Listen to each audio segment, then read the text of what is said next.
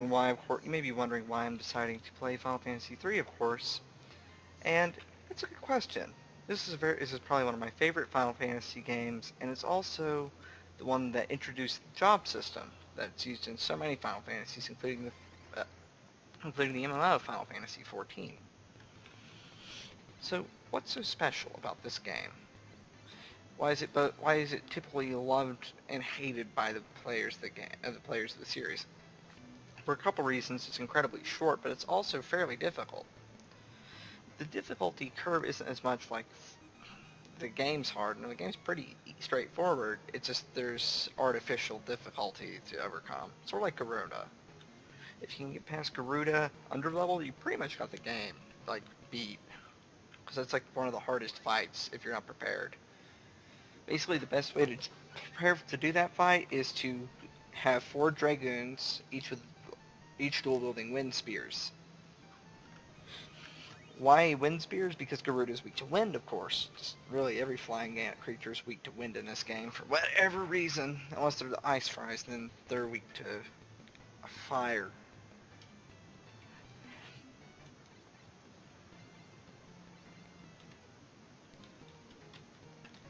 I'm gonna use some tricks to speed up the grinding because it's pretty painful having to grind. Plus, I like showing all the grinding in here, so you know it's kind of like nostalgic. Most of the enemies in here are weak.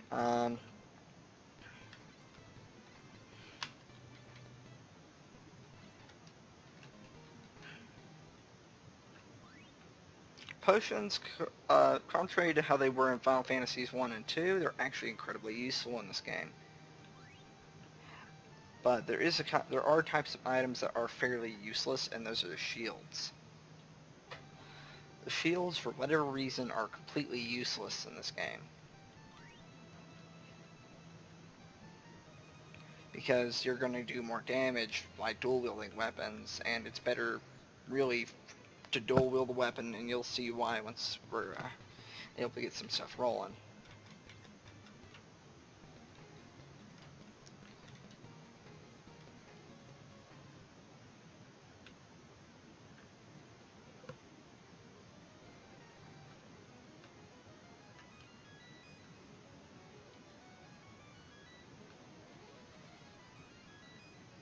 I believe this is the wind crystal.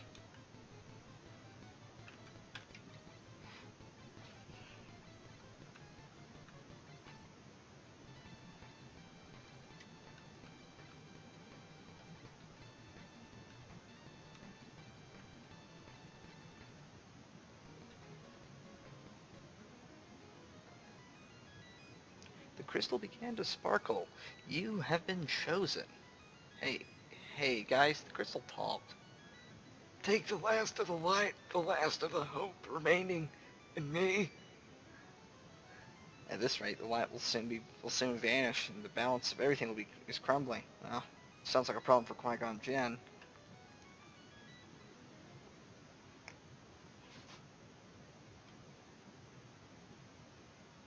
Yep, just gonna speed through that. Okay, let's get everybody jobs. So it's going to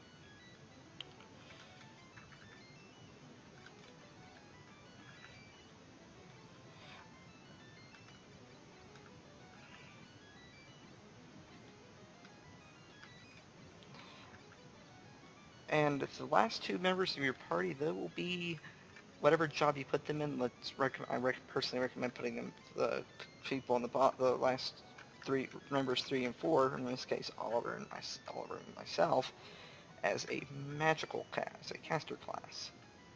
You'll see why.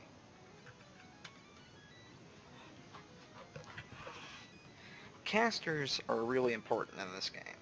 They don't do as much direct damage as your melee, but it really makes up for itself because casters are able to do a lot of good things, especially since the most useful spell in this game is haste, which is a level 7 white magic spell.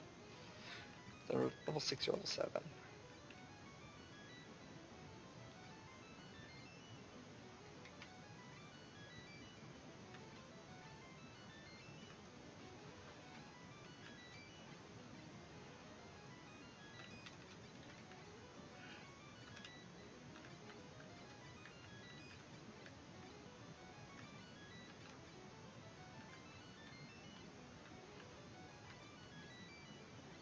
Their black mage is going to be stuck with knives for a while until he gets rods, because he can't use staves or canes like well, your white wizard. Likewise, your white wizard can't use knives or rods, but he can use canes and staves. In fact, the most powerful weapon in the game, the Elder Staff, can be used by the white wizard. Can be used by white wizards, the shaman, or devout in later editions of the game. The summoner, not the warlock. The warlock can only use rods and knives, mainly rods, but it can be used by the sage. In fact, the sage can use all magic, but he has a reduced, significantly lower magic pool. It's kind of like not Edward, but Tella from Final Fantasy IV. He could use every magic but summon, but he could pack a huge punch.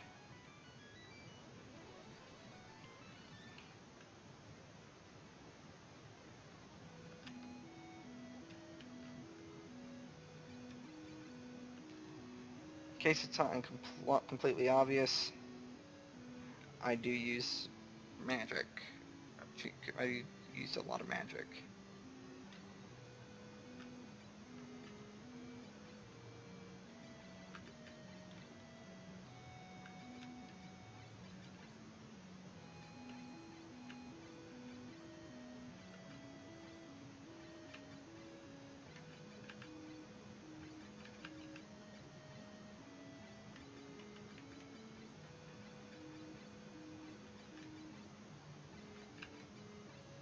Before you ask, yes, this will break the game, but it's not completely broken. It's not like it's allowing you to use, like, holy and death spells at level 1. Oh, good lord. You have to be a shaman to use those spells. A shaman or a warlock to use level 8 magic.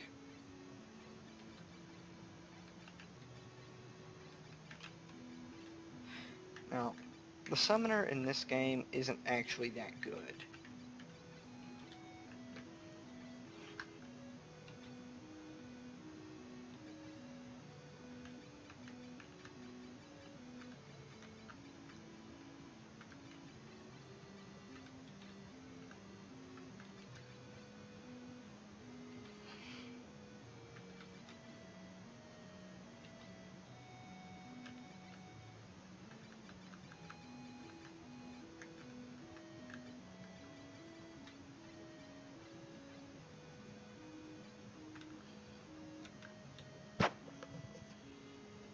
I just want to sell all of this to the magic vendor.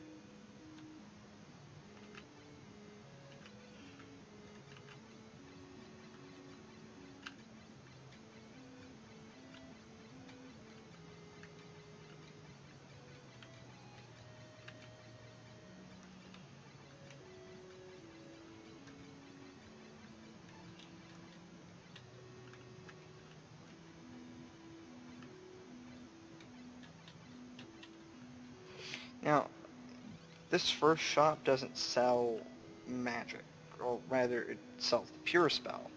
If I want more black magic, I'm going to have to go to the cave that we were and dig around.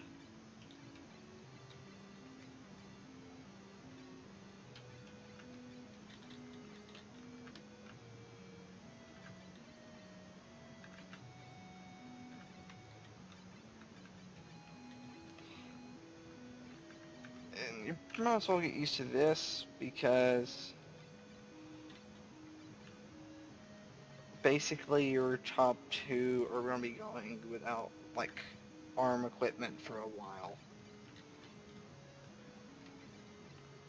And red mages, if you pick those, they're not very good for that long. So you're trading off too much use of having a pure white wizard and a pure black wizard to really make any use. Plus they scale too fast. They peak too early, at least.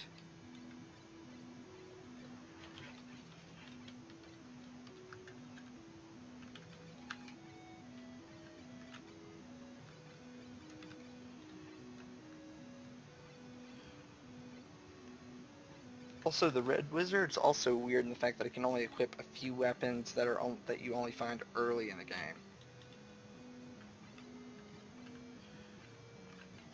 So in other words, The red wizard's kind of bad once you get past the fire. Once you get past the fire crystal, it's just not even worth having. You're better off just specking into Viking.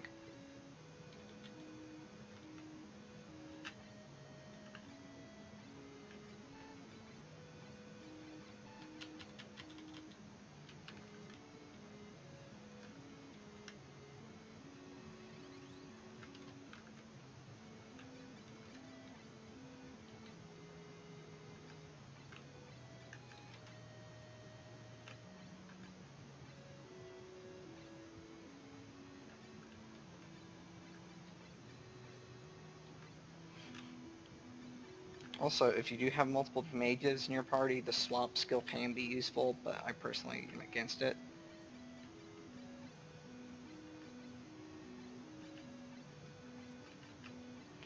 Also, summon magic's in itself pretty bad in this game, since it's very random how it works. Basically, for each spell, each thing you summon, it has 3 effects. One of them is a white magic effect, one is a status effect, and one is a damage or black magic effect. And it's completely random. The summoner has a higher chance of getting black magic from things like Titan and Ronlu. By the Conjurer, it's just random. And you're most likely going to get white magic effects on a summoner. Or status. In fact, Shiva's damage ability, Icy Glare, I think, is actually non-elemental.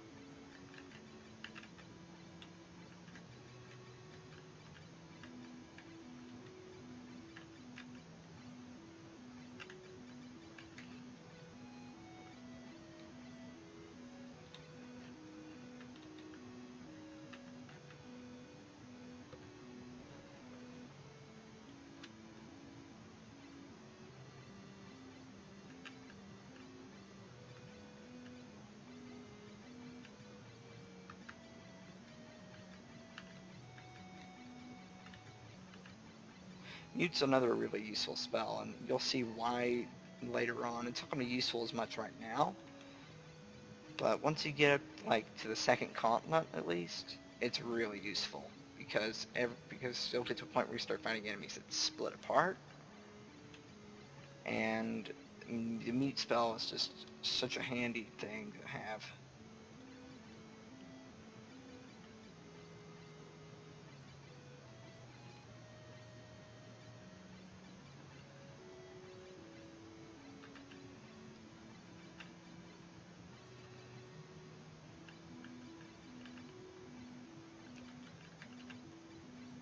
Actually, I do plan on making one of these guys a summoner. Probably not Kenny, but maybe Devin, potentially. I don't know.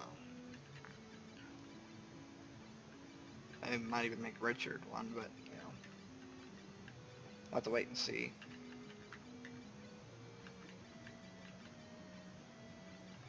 The main problem with the summoner is not that its damage is bad, it's such a risky bet.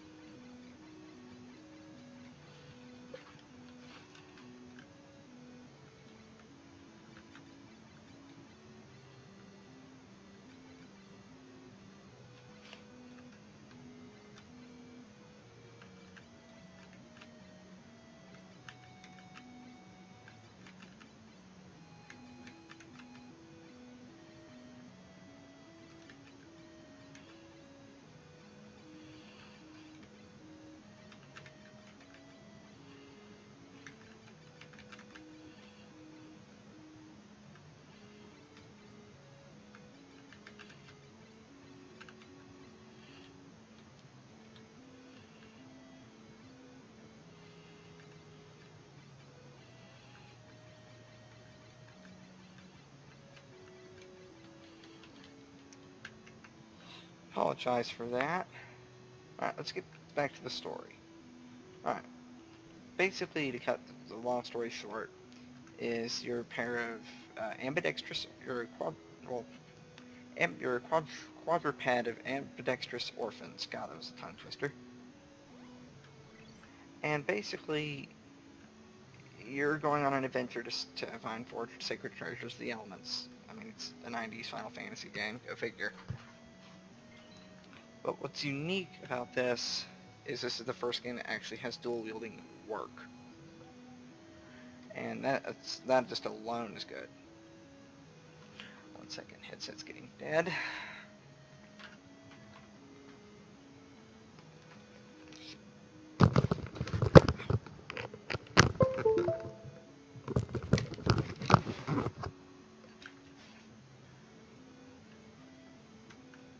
And we're going to save the world, essentially.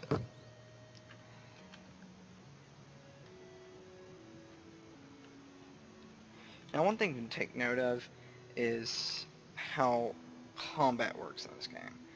It's still turn-based, but there's a mechanic added to it that's similar to the activity-based feature from Final Fantasy II, and the fact that the more actions you take, like for melee, the more targets you punch, the more damage you'll deal.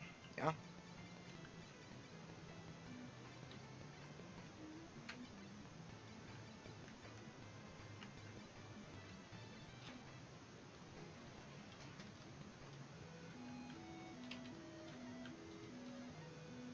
Basically, I always have my black mage lead the party. For whatever reason, it just brings me luck.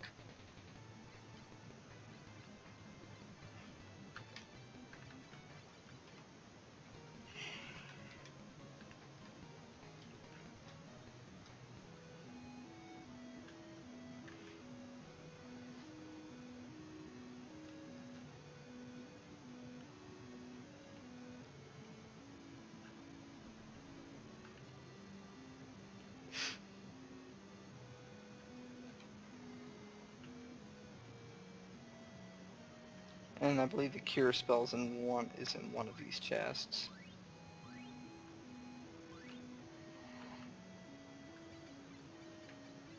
That's a dagger. I'll put that in his left hand.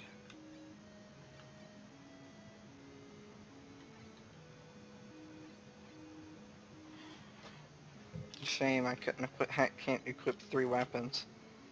It may be like Goro.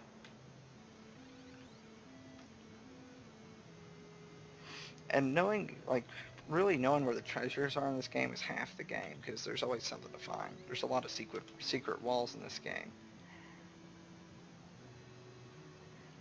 Alright.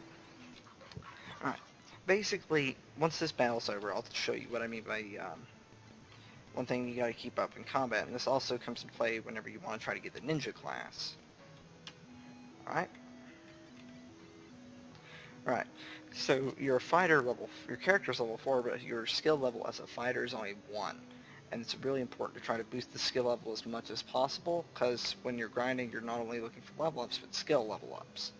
And basically these just increase the power of your character. Like if you're a magic caster, then at a higher skill level you'll be doing more damage with magic. In fact, I wanted to get something up here after I give the cure spell to my white wizard.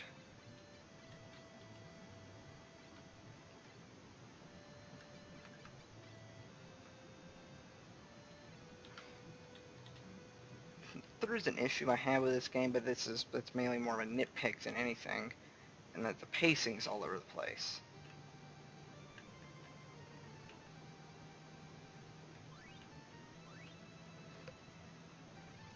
I know, laughable compared to the amount of money I made just from selling magic, but still, money's really helpful in this game.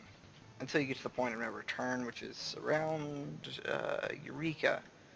That's like the end of the game right there.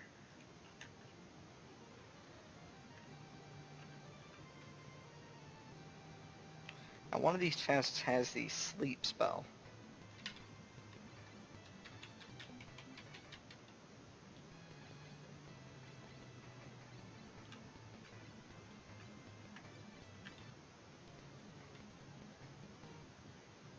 Now you can get skill ups for your for your mages if you use melee, but it takes a lot longer to get those skill increases.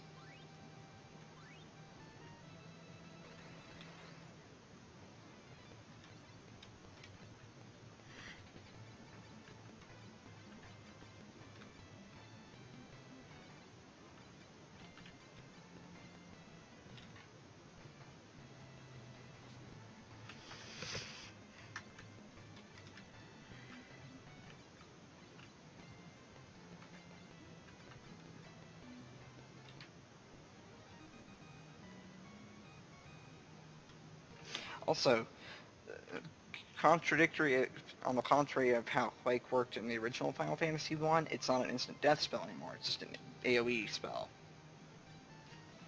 It hits really hard, and it's probably one of your best AoEs, next to maybe Meteo.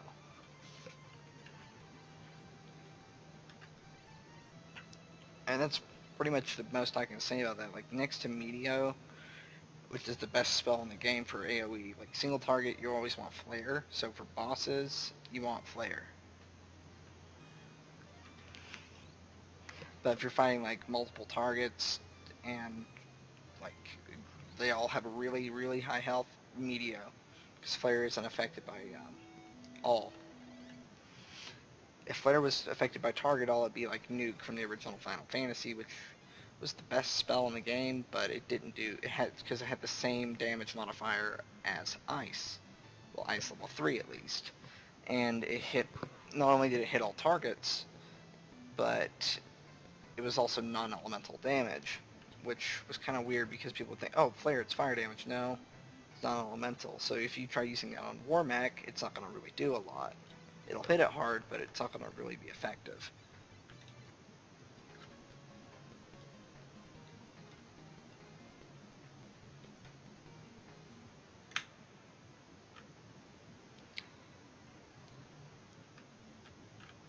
Let's talk to this guy, see what he knows.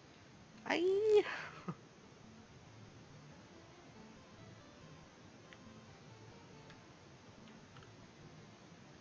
He ain't got much interesting to say.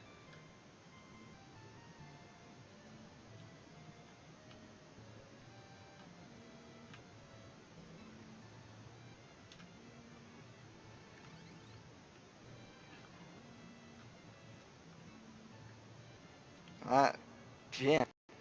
You don't mean Qui-Gon Jinn, do ya?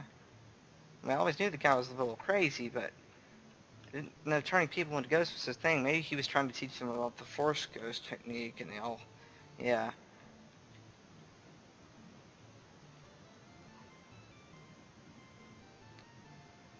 Yeah, sure, you weird, crazy guy.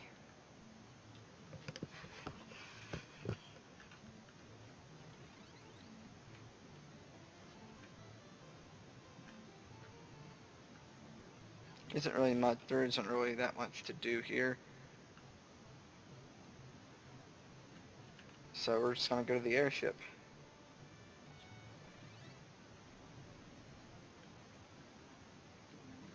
As you can tell, it's slow as shit.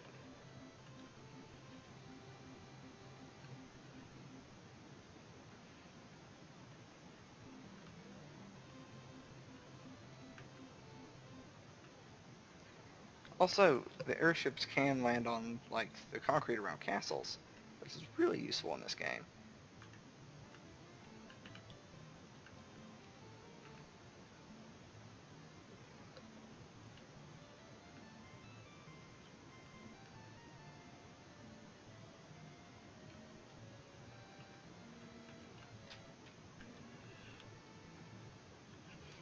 I want to go just raid the entire castle.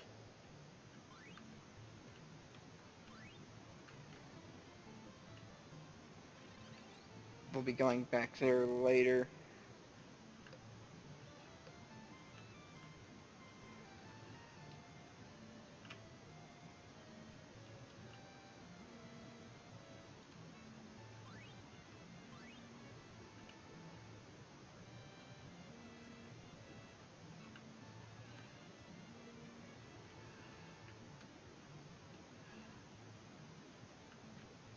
There's no invisible walls on this floor, so we're going to have to loop around.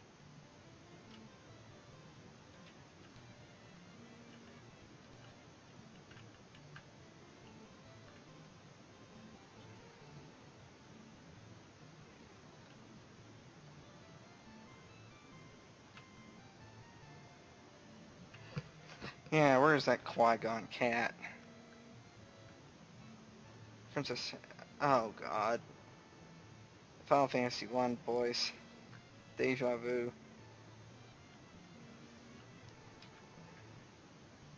Alright. Normally, it's advised to have a red mage for this part because the fact that they can use the white slayer. It's not really that advised.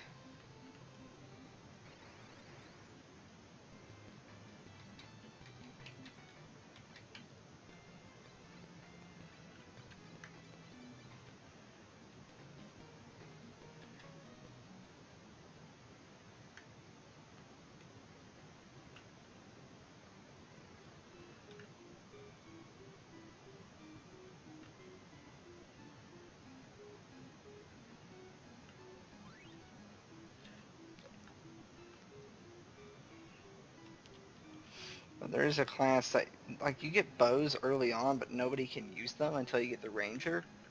But the ranger is a pretty bad class because it's just not good.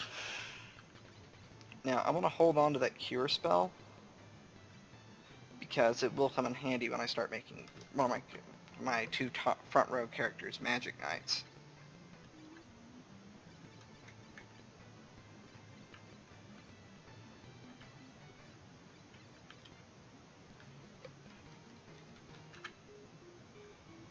Because magic knights are able to equip dark swords similar to the ninja, but magic knights hit really hard. And they can use level 1 through 3 white magic. But you figure if they're magic knights, they should be able to use magic, but not white magic.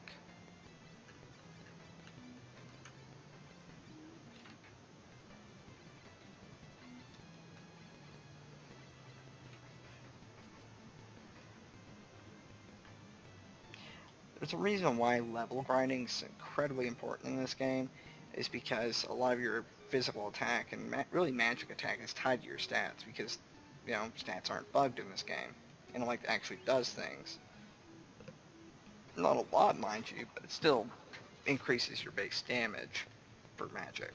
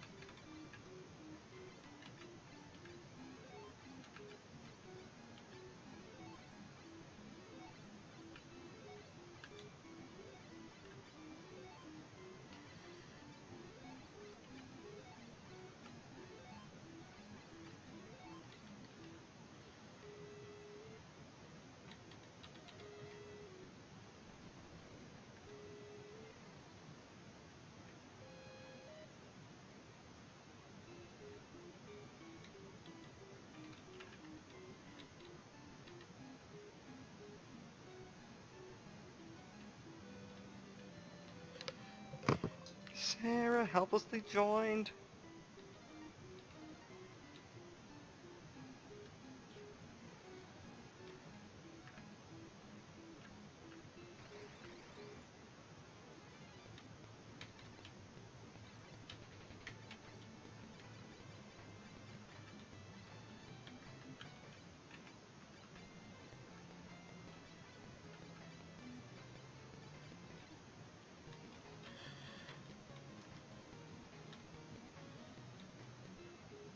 Basically, this game is very dependent on level grinding. In fact, 50 is not the max level in this game. Rather, I think it goes to like 99 is the max level, which became the status quo for other Final Fantasies. For Final Fantasy 150 was pretty much, I think, the highest you could get.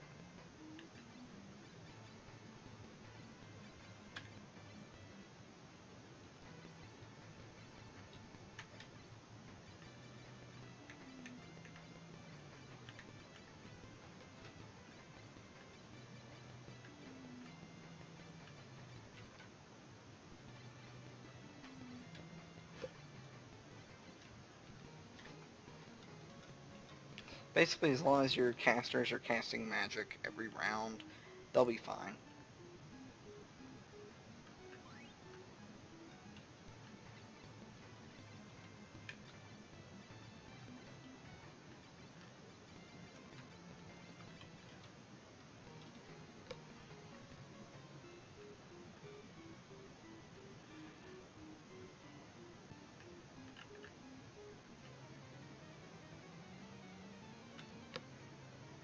I don't know. I think we're messing up fighting Liam Neeson. Oh, that's not Liam Neeson.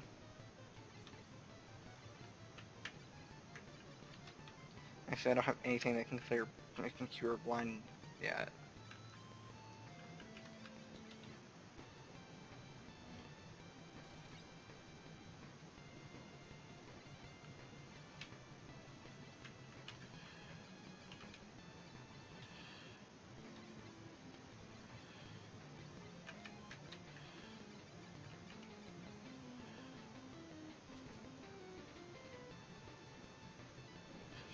Basically, if you cast fire on these guys, which he's a flame devil, that's what he is. You start actually fighting flame devils towards the end of the game when you go to the Silk's Tower. Basically, just don't cast fire on these guys.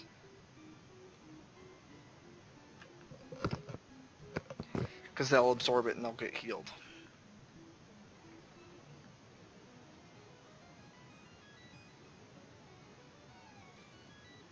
That ring was a fucking donut.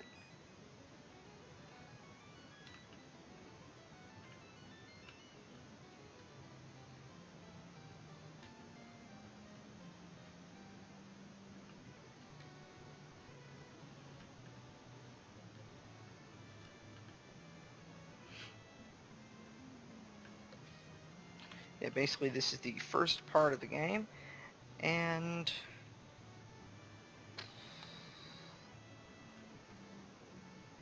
now that we have some places opened up for us, I want to go back to the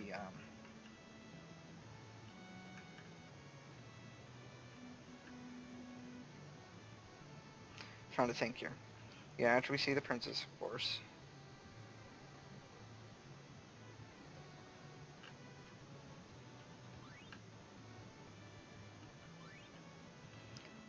Basically, holy arrows are good if you just, want holy damage against undead. Really, the best arrows that'll save you a lot of time are the Medusa arrows.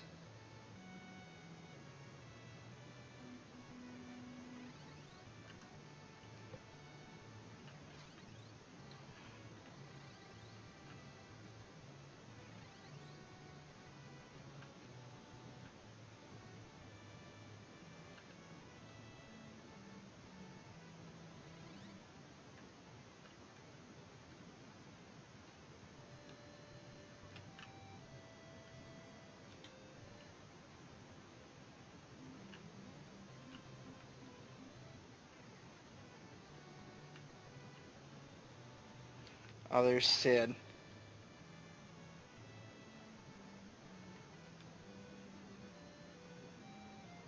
Get used to the visitors. They're going to be there a lot. Even when you don't want it. There's this shop that sells black magic.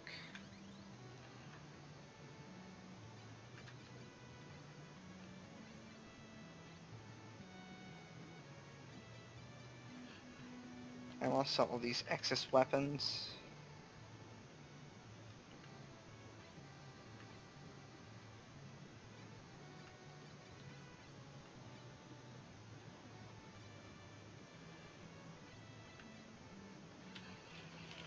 Basically, I'm just going to get rods for my casters.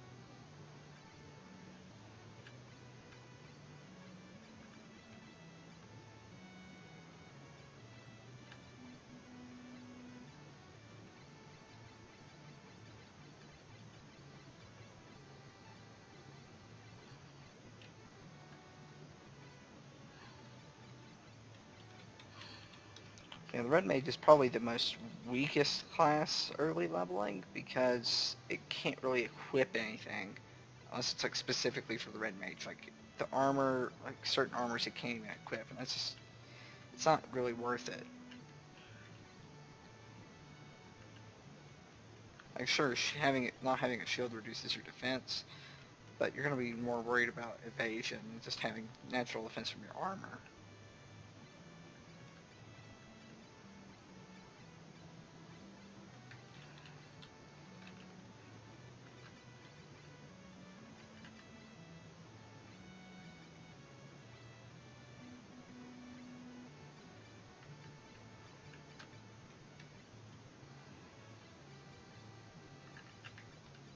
Basically, this is a type of party that you can look at using for pretty much the entire game.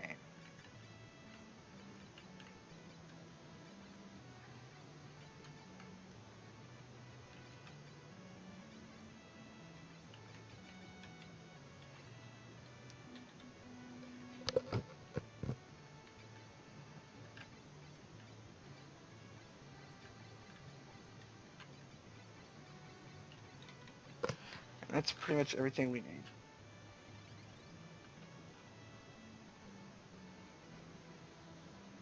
Also, another thing that's new to this game is if you press the B button, you can select an item and use it in the world.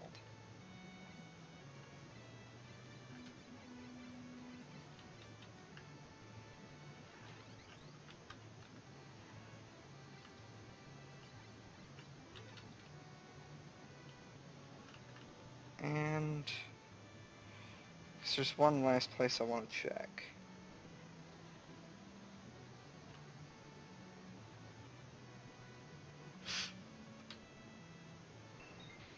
Is that the blacksmith sound? What? Okay. What's this guy's name again? It looked like his name was Tobal.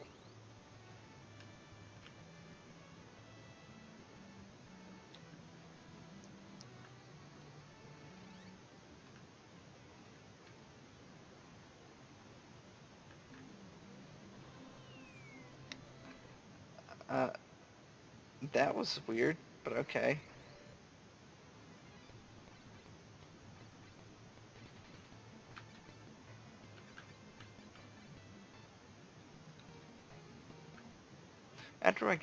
Once I get to this town here, I want to stop this video before it gets out of hand.